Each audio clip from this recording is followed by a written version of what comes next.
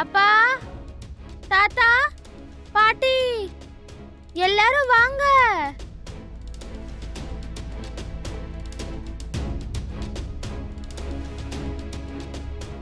என்ன லக்கி, என்னாச்சு? எல்லாரையும் கூப்பிட்டுருக்க? ரவுண்ட் டேபிள் மீட்டிங் ஏதாவது போட போறியா என்ன? அதை விட முக்கியமான மீட்டிங் சீத்தப்பா.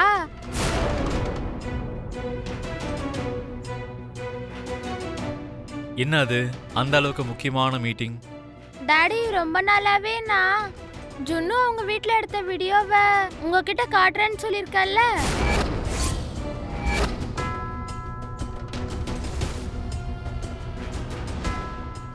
எத்தனை தடவை காட்டணும்னு முயற்சி செஞ்சாலும் யாரும் பார்க்க மாட்டீங்க.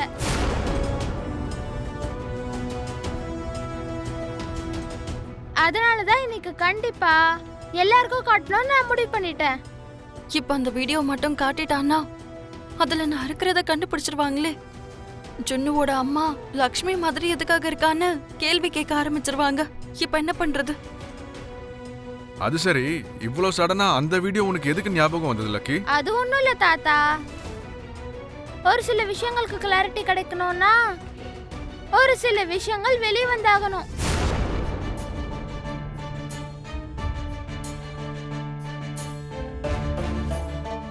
பாரா, இப்படி புரிஞ்சும் புரியாமலையும் உள்ள ஒரு அர்த்தத்தை வச்சு ரொம்ப அனுபவம் இருக்கிறவங்களால தான் பேச முடியும்.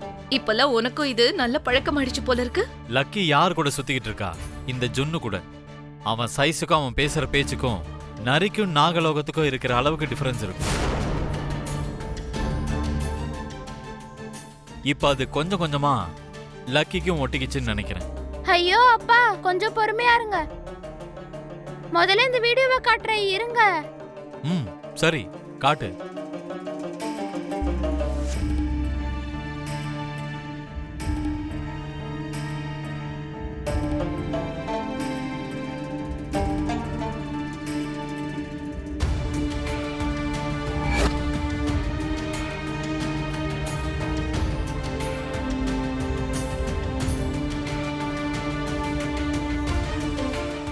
இந்தாங்க.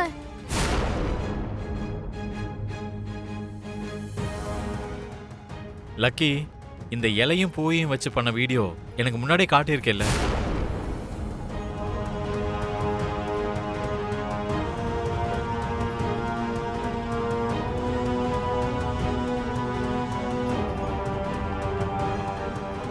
இந்த வீடியோ இல்லப்பா, நான் உங்களுக்கு வேற வீடியோ தான் காமிக்கணும். ஜுன்னு அவங்க வீட்ல ஷூட் பண்ண வீடியோ.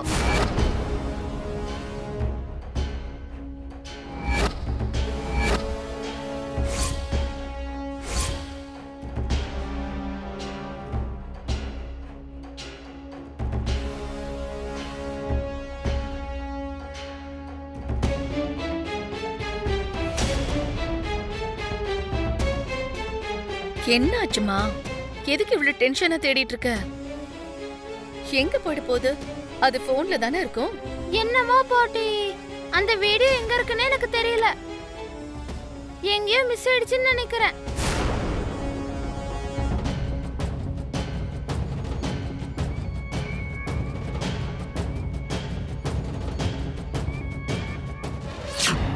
ஒன்னும் ஆகாது ஜுன்னு, நான் சொல்றேன் இரு.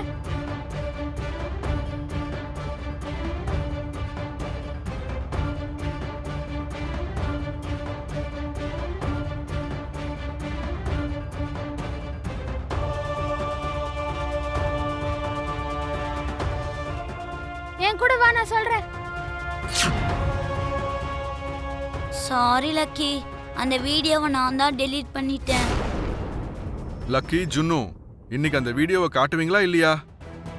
சாரி தாத்தா, அந்த வீடியோ எங்கேயோ மிஸ் ஆயிடுச்சு. லக்கி,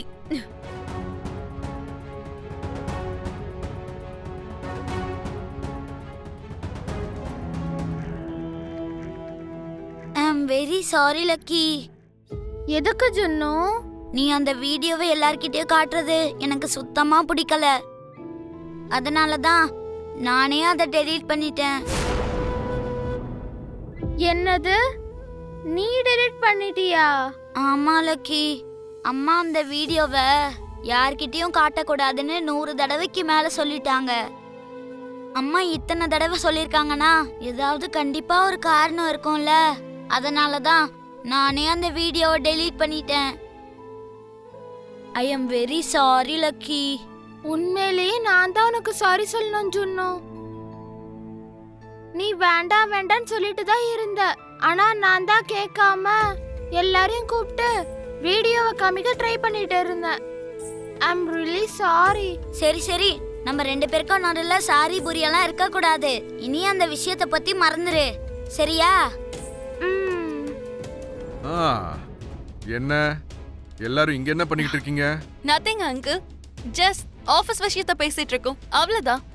அப்படியா? சரி சரி, அதெல்லாம் இருக்கட்டும். எங்க வீடு பிடிச்சிருக்காமா? எப்படி இருக்கு? I just love it uncle. எனக்கு ரொம்பவே பிடிச்சிருக்கு. எங்க மருமக இருக்கும்போது இந்த வீடு இன்னும் கலகலன்னு இருக்கும். இந்த வீடே சந்தோஷத்தால நிறைஞ்சிருக்கும். ஆனா அவ போனதுக்கு அப்புறம் இந்த வீட்ல இருந்த சந்தோஷம் மொத்தமும் போயிடுச்சுமா. எது என்ன ஆனாலும் உன்னோட வருகையால விட்டு போன அந்த சந்தோஷம் திரும்ப வந்த மாதிரி இருக்கு. ரொம்ப தேங்க்ஸ் அங்கிள். அதுலயும் அரவிந்தா இருக்காளே, லக்ஷ்மி லக்ஷ்மின்னு சொல்லிக்கிட்டு தன்னோட மருமகளை கூப்பிடுற மாதிரியே சந்தோஷத்துல அவ துள்ளி குதிச்சுக்கிட்டு இருக்கா.